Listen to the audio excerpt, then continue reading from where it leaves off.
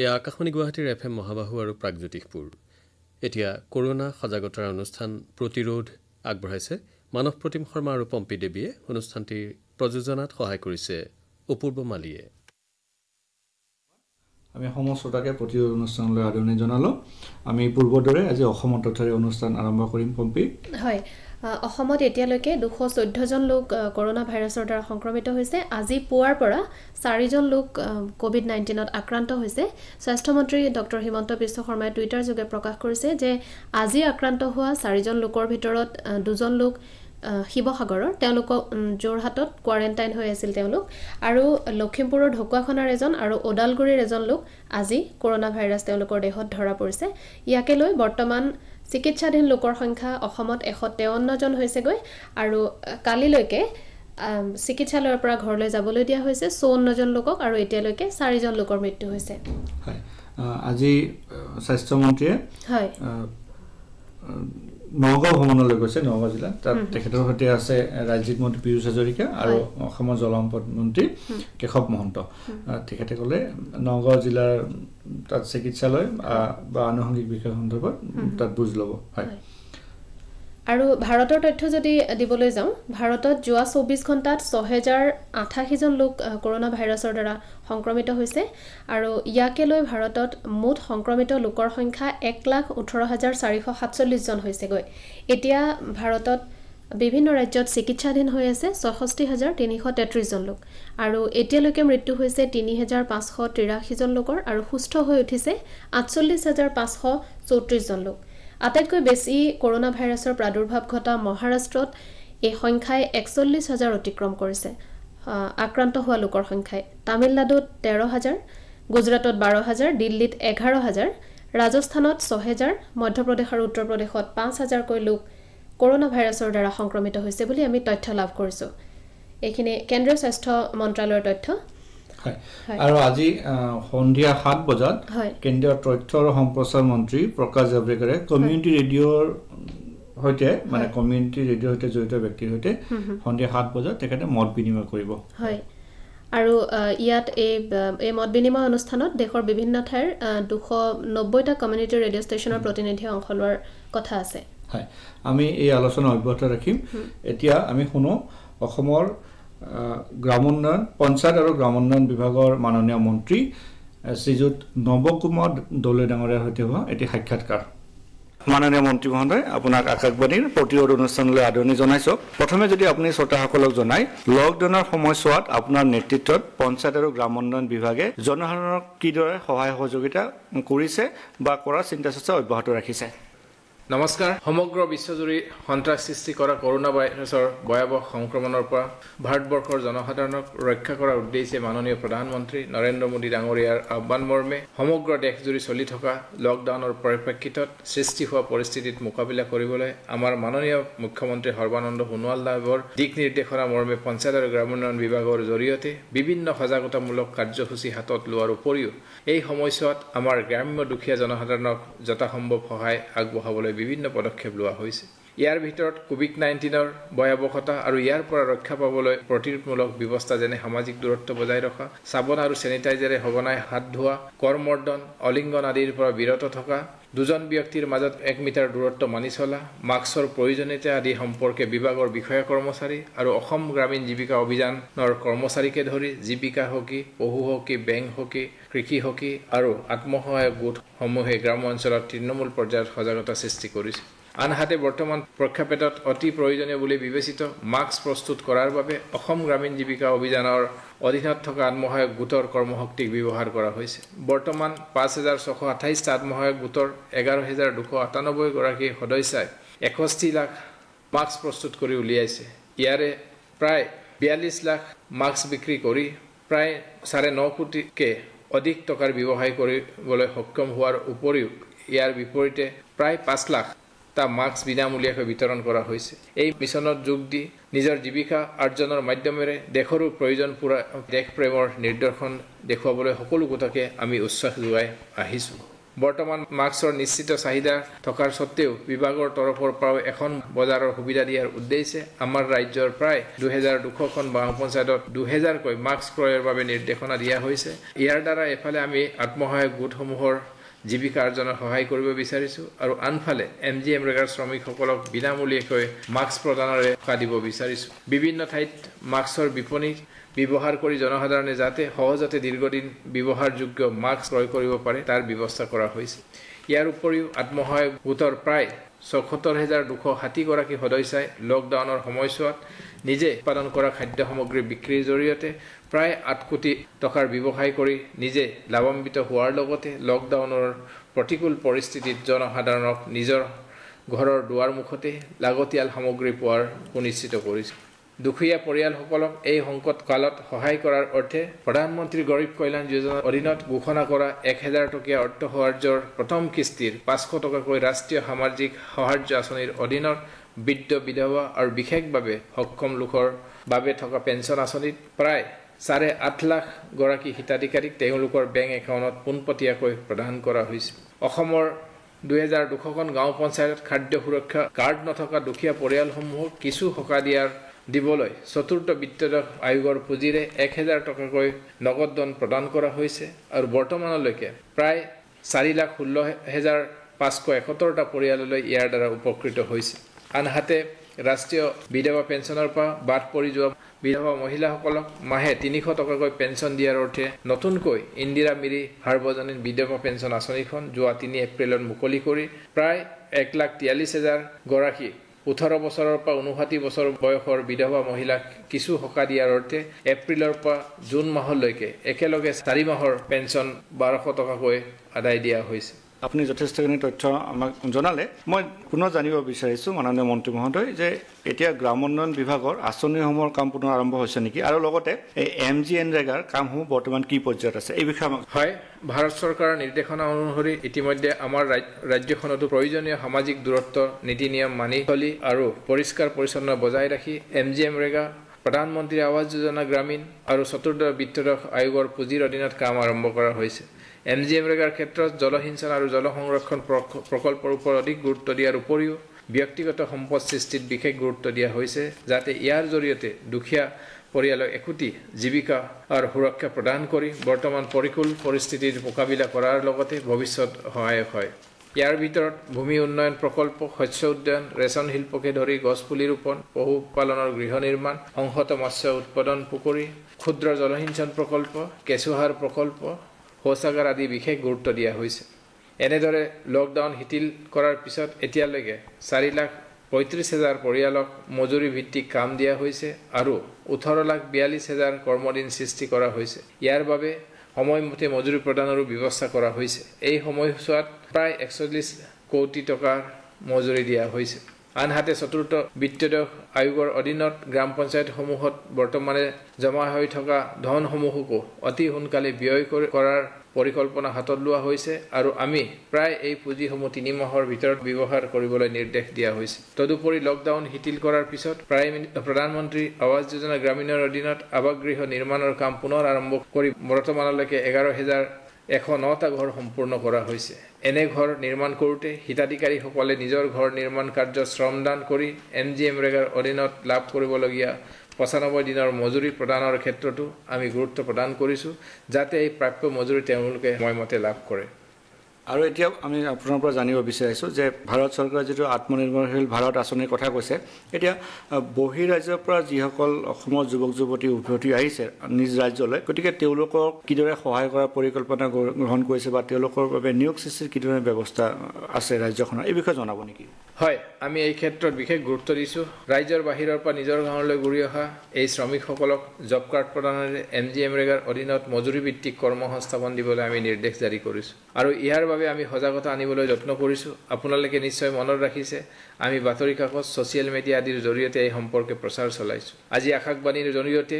মই এই দুৰ্যোগৰ সময়ত বহিঃৰাজ্যৰ পৰা ঘৰলৈ উভতি অহা কৰ্মৰত ব্যক্তিসকলক আহ্বান জনাব বিচাৰিছোঁ যাতে তেওঁলোকে নিজ নিজ পঞ্চায়তলৈ গৈ জব কাৰ্ডৰ বাবে আবেদন কৰক আৰু জব কাৰ্ড গ্ৰহণ কৰি এই আঁচনিৰ অধীনত কাম কৰি নিজে উপকৃত হওক আৰু সমাজৰো উন্নয়ন সাধন কৰক। এই ক্ষেত্ৰত মজুৰি দিয়াত যাতে বিলম্ব হ'ব নোৱাৰে তাৰ বাবে আমি বিশেষ ব্যৱস্থা হাতত লৈছোঁ। এই ক্ষেত্ৰত আমাৰ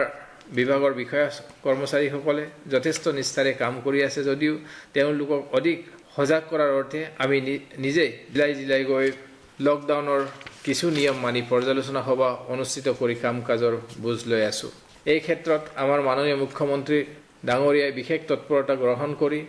আমাৰ ক্ষেত্ৰীয় বিষয়াসকলৰ উপৰিও গাঁও পঞ্চায়তৰ জনপ্ৰতিনিধিসকলৰ লগতো ভিডিঅ' কনফাৰেন্স আৰু ফোন যোগে বাৰ্তালাপ কৰি গ্ৰাম উন্নয়ন আঁচনিসমূহৰ ৰূপায়ণত অধিক ফলপ্ৰসূ কৰিবলৈ চেষ্টা অব্যাহত ৰাখিছে। আইনমতে যদিও জব কাৰ্ড আবেদন কৰাৰ 15 দিনৰ ভিতৰত দিব লাগে, বৰ্তমান পৰিস্থিতিৰ প্ৰতি লক্ষ্য ৰাখি আমি এই সময়সীমা 7 দিন কৰিছোঁ। আৰু কেৱল বহিৰাজ্যৰ পৰা অহা সকলকেই নহয়, বৰঞ্চ আমাৰ ৰাজ্যখনৰ বিভিন্ন চহৰাঞ্চলৰ পৰা নিজ গাঁৱলৈ উভতি যোৱা সকল বা গাঁৱতেই কৰ্মহীন হৈ থকা সকলো আগবাঢ়ি আহি MGMৰেগাৰ অধীনত মজুৰি ভিত্তিক সংস্থাপন ল'বলৈ আমি আহ্বান জনাইছোঁ। এই চেগতে মই আপোনালোককো অনুৰোধ জনাব বিচাৰিছোঁ যাতে আপোনালোকেও বিভিন্ন সজাগতামূলক কাৰ্যসূচীৰে আমাৰ এই পদক্ষেপত সফল কৰাত সহায় কৰে।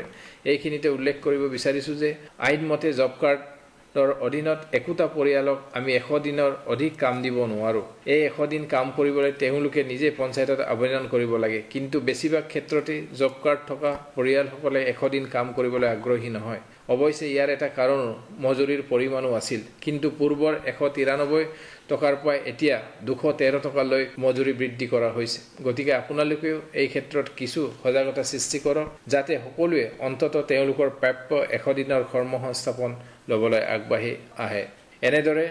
বিভিন্ন ফলপ্ৰসূ পদক্ষেপেৰে চৰকাৰী নিৰ্দেশনা মানি চলি বিভাগসমূহ বিষয়া কৰ্মচাৰীসকলৰ সক্ৰিয় সহযোগত এই দুৰ্যোগৰ সময়ছোৱাত পঞ্চায়ত আৰু গ্ৰাম উন্নয়ন বিভাগৰ দ্বাৰা সেৱা আগবঢ়াই থকা হৈছে। আমি আশা কৰোঁ আগন্তুক সময়তো সকলো শ্ৰেণীৰ লোকৰ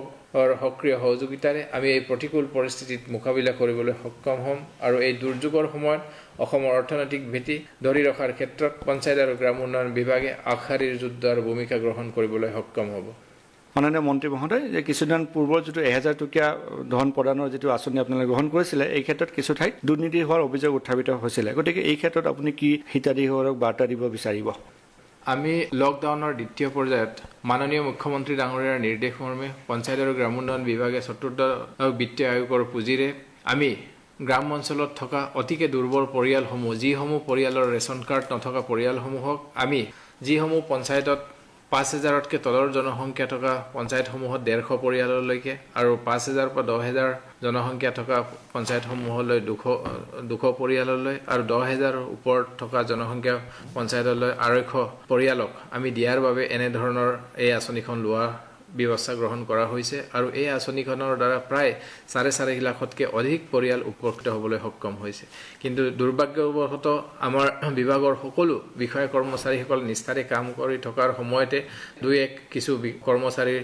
জৰিয়তে কিছু আমাৰ এনেধৰণৰ কিছু বিসংগতিপূৰ্ণ খা খবৰে বিভাগটোক যথেষ্ট আমাৰ এটা পৰিৱেশৰ সৃষ্টি কৰিলে। গতিকে এই পৰিৱেশত আমি যিসকল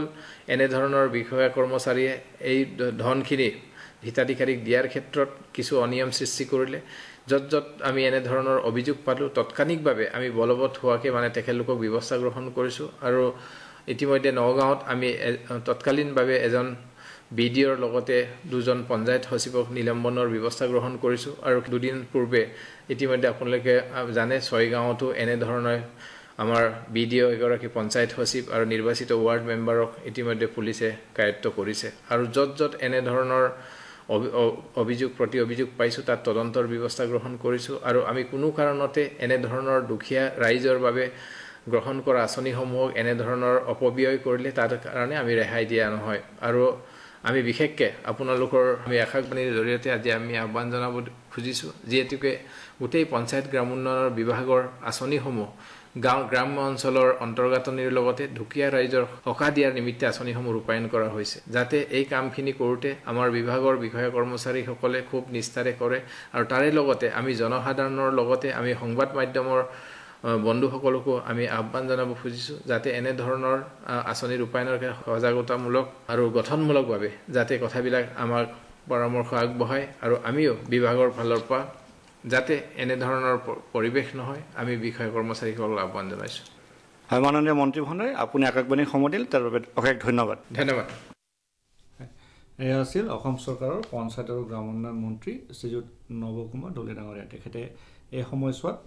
লকডাউনৰ সময়ছোৱাত গ্ৰহণ কৰা বিভিন্ন ব্যৱস্থাৰ সন্দৰ্ভত আমাক জনালে ভাৰতীয় ৰিজাৰ্ভ বেংকৰ গভৰ্ণৰ শক্তিকান্ত দাসে কিছু সময়ৰ পূৰ্বে আজি সংবাদমেলৰ আয়োজন কৰিছিল তেওঁ সংবাদমেলযোগে ঘোষণা কৰিছে যে ৰেপো ৰেট কেন্দ্ৰীয় বেংকটোৰ পৰা আমাৰ যিসমূহ বেংক আছে সেই বাণিজ্যিক বেংকসমূহে যি ঋণ লয় সেই ঋণৰ বাবদ যি সুদৰ হাৰ দিব লগা হয় সেই সুদৰ হাৰটোক ৰেপো ৰেট বুলি কোৱা হয় এই ৰেপো ৰেট 4% হ্ৰাস কৰিছে অৰ্থাৎ 40 বেচিছ পইণ্ট হ্ৰাস কৰিছে আৰু ৰিভাৰ্ছ ৰেপো ৰেট 3.35% হ্ৰাস কৰিছে ইয়াৰ দ্বাৰা সমগ্ৰ বেংকিং খণ্ডটোৰ লগতে সাধাৰণ লোকসকলো উপকৃত হ'ব বুলি আশা কৰা হৈছে আৰু অহা 25 মেৰ পৰা দেশৰ ভিতৰতে বিমান চলাচল আৰম্ভ হ'ব আৰু এই ক্ষেত্ৰত অসামৰিক বিমান পৰিবহণ সঞ্চালকালয়ে কেতবোৰ নীতি নিৰ্দেশনা জাৰি কৰিছে যাত্ৰীসকলৰ বাবে আৰু ইয়াৰ উপৰি বিমানৰ ভাড়া 7টা স্তৰত নিৰ্ধাৰণ কৰি দিয়া হৈছে সেই অনুসৰি 40 মিনিটতকৈ যদি কম হয় যাত্ৰাৰ সময় তেতিয়া ন্যূনতম 2000 টকাৰ পৰা 6000 টকা নিৰ্ধাৰণ কৰা হৈছে আমি কালিও কথা পাতিছিলোঁ যে 1 জুনৰ পৰা যে ৰেলগাড়ী চলাচল আৰম্ভ হ'ব আমি এই বিষয়ে আজি পুনৰ কথা পাতিম আমাৰ এটা টেলিফোন সংযুক্ত আছে Rangiya divisional railway manager DRM Shriyut VA Malegaonkar আমি তেখেতৰ সৈতে কিছু কথা পাতোঁ হেল্ল'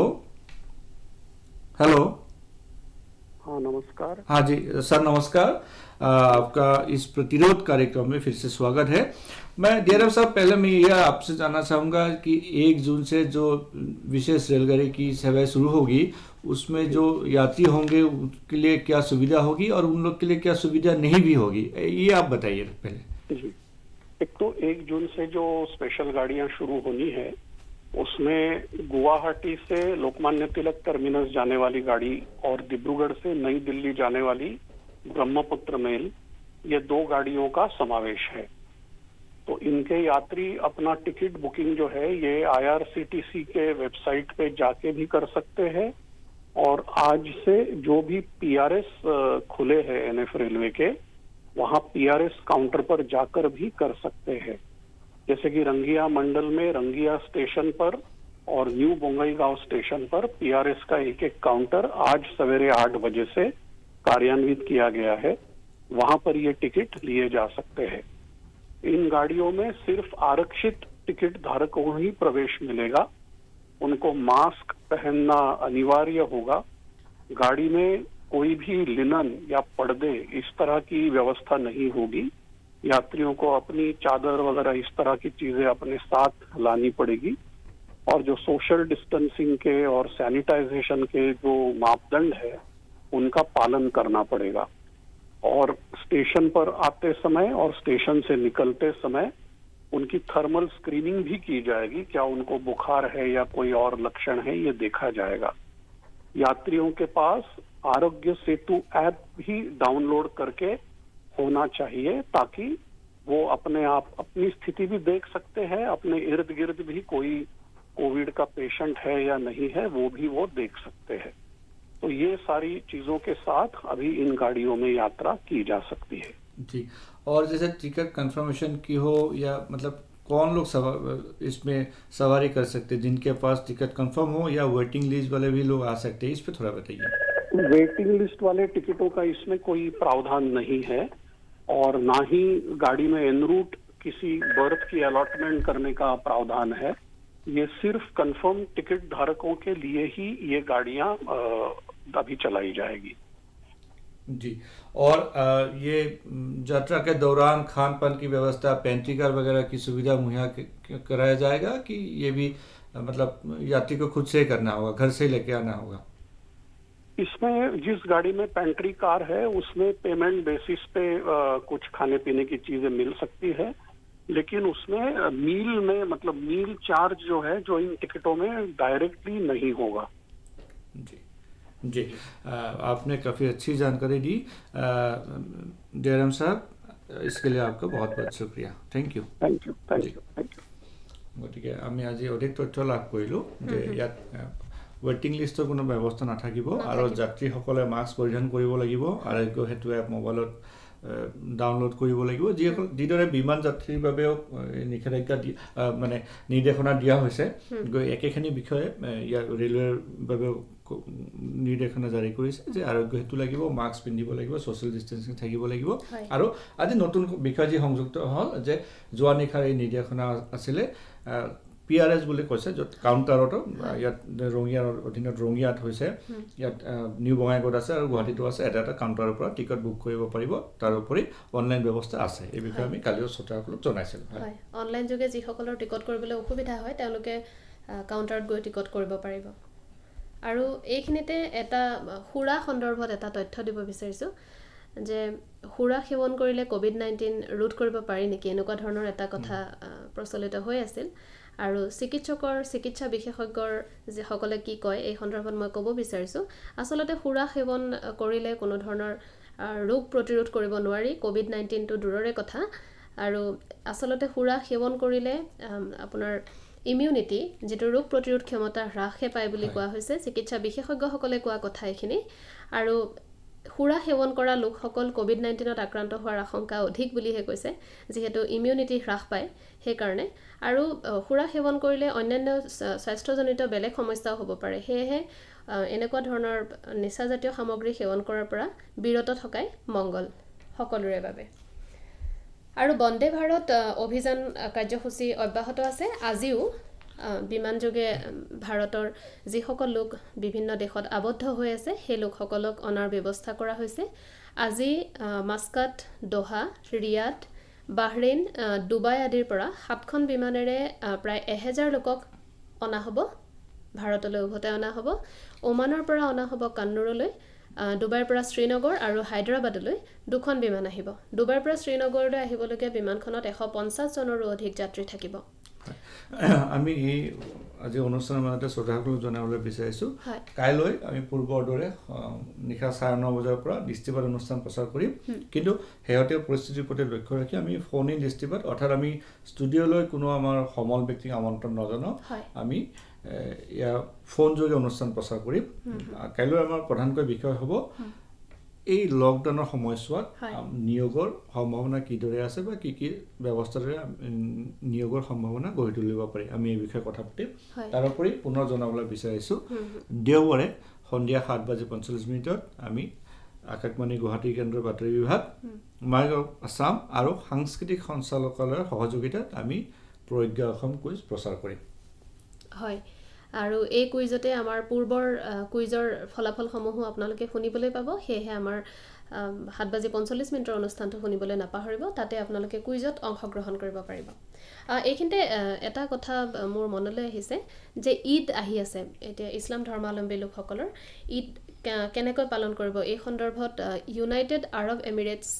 তাৰ অফিচিয়েল ফটোৱা চেণ্টাৰে এটা নিৰ্দেশনা জাৰি কৰিছে যে তেওঁলোকে ঈদ ঘৰতে পালন কৰিব এইবাৰ এটো বৰ এটা ডাঙৰ খবৰ হয় মধ্যপ্ৰাচ্যৰ আজি বিভিন্ন ৰাষ্ট্ৰত আজিৰ পৰা ঈদৰ বন্ধ আৰম্ভ হৈছে এক সপ্তাহ 10 দিন পৰ্যন্ত বন্ধ থাকিব কিন্তু তেখেতসকলে ঘৰৰ পৰা ওলাই যোনে ঘৰতে তাৰ বাসিন্দাসকলে ঈদ উদযাপন কৰিব যিদৰে ধৰ্মীয় নীতি নিয়মৰ মাজেৰে ঘৰতে থাকি কৰিব হয় আৰু এই কথা সকলোৱে কৈছে যে ঘৰৰ বৰ্তমান সময়ছোৱাত ঘৰৰ বাহিৰৰ পৰা প্ৰয়োজন নহলে ওলাই যাব নালাগে আৰু ওলাই গলেও মাস্ক পিন্ধিব লাগে আৰু শাৰীৰিক দূৰত্ব বজাই ৰাখিব লাগে হয় আমাৰ অনুষ্ঠানতে বিভিন্নজনে ইতিমধ্যে কৈছে যে সামাজিক ব্যৱধান বৰ্তাই ৰখাটো COVID-19ৰ ফলত সৃষ্টি হোৱা পৰিস্থিতিত অতিকে জৰুৰী সেয়েহে ঈদ আপোনালোকে ঘৰতে পালন কৰক আমিও আমাৰ ফালৰ পৰা আহ্বান জনাইছো যাতে সামাজিক ব্যৱধান অটুট থাকে আৰু এইখিনিতে আৰু এটা তথ্য মই দিব বিচাৰিছো আমি পাতি আছিলো 25 মেৰ পৰা বিমান চলাচল আৰম্ভ হ'ব আৰু এই ক্ষেত্ৰত বিমানৰ ভাড়াৰ কথাটো কৈ আছিলো যে 7টা স্তৰত ভাড়া নিৰ্ধাৰণ কৰি দিয়া হৈছে 40 মিনিটতকৈ যদি কম হয় কম সময়ৰ যদি যাত্ৰা হয় তেতিয়া হলে 2000 টকাৰ পৰা 6000 টকা ভাড়া হ'ব আৰু 3 ঘণ্টাৰ পৰা 3.5 ঘণ্টা সময়ৰ যদি যাত্ৰা হয় তেনে হলে 6500 টকাৰ পৰা 18600 টকালৈকে নিৰ্ধাৰণ কৰি দিয়া আছে কিন্তু তাত কিছুমান টাৰ্মছ এণ্ড কণ্ডিশ্যনছ থাকিব ধৰক বিজনেছ ক্লাছ বা অন্য কেতবোৰ ক্ষেত্ৰত এই হাৰ প্ৰযোজ্য নহব আৰু GST UDF PSF এইবিলাক অন্তৰ্ভুক্ত হৈ থকা নাই আমি পৰৱৰ্তী সময়ত আমি বিমান প্ৰাধিকৰণৰ বিষয়ে হয়তো আমি টেলিফোন যোগে আলোচনা কৰাৰ চেষ্টা কৰিম যাতে এই বিষয়ে আমি অধিক স্পষ্ট তথ্য লাভ কৰোঁ হয় আৰু লগতে জনাব বিচাৰিছোঁ আজি দেশৰ প্ৰধানমন্ত্ৰীয়ে পশ্চিমবংগ আৰু উৰিষ্যা ভ্ৰমণলৈ গৈছে তাত মানে আমফানৰ ওপৰত হোৱা ক্ষয়ক্ষতিৰ বুজ ল'ব আৰু এৰিয়েল ছাৰ্ভে তেখেতে সম্ভৱ এতিয়া এৰিয়েল ছাৰ্ভে তেখেতে আৰম্ভ কৰিব আৰু উৰিষ্যা হয় পশ্চিমবংগত গৈ উপস্থিত হৈছে আজি পশ্চিমবংগৰ বছিৰহাট অঞ্চল আৰু সুন্দৰবনৰ কাষৰীয়া অঞ্চলসমূহ এই অঞ্চলসমূহ অতি বেয়াকৈ উম্পুনৰ প্ৰভাৱত বৰ বেয়াকৈ ক্ষতিগ্ৰস্ত হৈছে আৰু এই অঞ্চলসমূহ তেখেতে আজি ভ্ৰমণ কৰিব উৰিষ্যালৈ তেখেত যোৱাৰ কথা আছে আৰু বিমানৰ কথাটো কৈ আছিলোঁ চশমা পিন্ধাটো মানে এটা বাধ্যতামূলক কৰা হৈছে বিমান যাত্ৰাৰ সময়ত এইটো কি কাৰণে কৰা হৈছে বিভিন্নজনৰ মনত প্ৰশ্ন উত্থাপিত হৈছে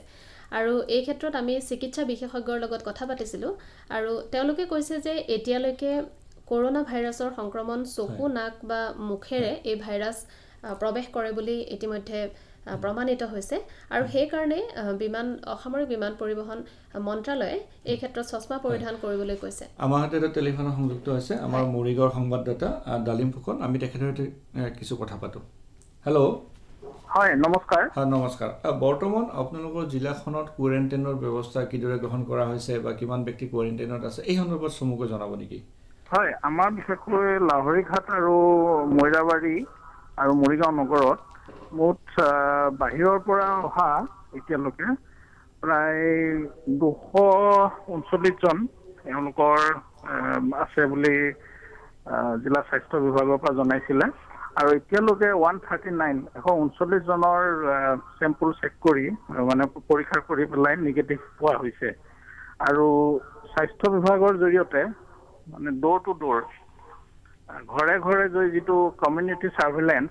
মানে সমূহীয়া নিৰীক্ষণ ব্যৱস্থাটো বৰ ভালদৰে চলি আছে আমাৰ জিলাখনত আৰু সকলোতকৈ ভালকৈ কৰিছে আপোনাৰ বঘৰা ৰাজ্যিক চিকিৎসালয় এই চিকিৎসালয়ৰ অন্তৰ্গত ভূমধা উন্নয়ন খণ্ডৰ 23খন ৰেভিনিউ ভিলেজত এতিয়ালৈকে প্ৰায় 24,000 লোকৰ পৰীক্ষা কৰা হৈছে তেখেতসকলে ৰাউণ্ড দি ক্লক এই ব্যৱস্থাটো চলাই আছে আৰু অইন প্ৰাইমেৰী হেল্থ চেণ্টাৰবিলাক ঝাৰগাঁও ভুৰবন্ধা লাহৰীঘাট এই সকলোতে এই কমিউনিটি ছাৰ্ভেইলেন্স ব্যৱস্থাটো সমূহীয়া নিৰীক্ষণ ব্যৱস্থাটো বৰ ভালদৰে চলি আছে যাতে কোনো তেনেকুৱা পজিটিভ ৰোগী আৰু যাতে ধৰা নপৰে বা প্ৰৱেশ কৰিব নোৱাৰে হয় হয় আপোনালৈ ধন্যবাদ জনালোঁ এই তথ্যৰ বাবে হয় গতিকে মৰিগাঁও জিলাৰ পৰা আমাক তথ্য আগবঢ়ালে হয় হয় আৰু বিমান চলাচলৰ কথাটো আজি বৰ গুৰুত্বপূৰ্ণ বুলি ভাবিছোঁ কাৰণ বিমান চলাচল আৰম্ভ হ'ব যিহেতু বহু মানুহে বাট চাই আছে এইখিনিতে দুটামান নিৰ্দেশনা ক'ব বিচাৰিছোঁ যে চেক ইনৰ ক্ষেত্ৰত এটা বেগহে তেওঁলোকে নিব পাৰিব মাস্ক ব্যৱহাৰ কৰাটো বাধ্যতামূলক কৰা হৈছে আৰু এইখিনিতে এটা গুৰুত্বপূৰ্ণ যে কণ্টেইনমেণ্ট জ'নৰ পৰা যদি কোনো ব্যক্তি যাব খোজে তেওঁলোকক কিন্তু যাত্ৰা কৰিব নোৱাৰিব কণ্টেইনমেণ্ট জ'নৰ পৰা যোৱা ব্যক্তিক বিমান যাত্ৰা কৰিবলৈ দিয়া নহয় আমি এই বিষয়ে পুনৰ পৰৱৰ্তী সময়ত আমি বিতংভাৱে কথা পতাৰ চেষ্টা কৰিম বিমান যাত্ৰা সন্দৰ্ভত আমাৰ আজি সময় শেষ হ'ল কাইলৈ আমি পুনৰ একে সময়তে প্ৰতি অনুষ্ঠানলৈ উপস্থিত হ'ম গতিকে তেতিয়ালৈকে ঘৰতে থাকক সুৰক্ষিত থাকক শুদ্ধ তথ্যৰ বাবে আকাশবাণী শুনি থাকক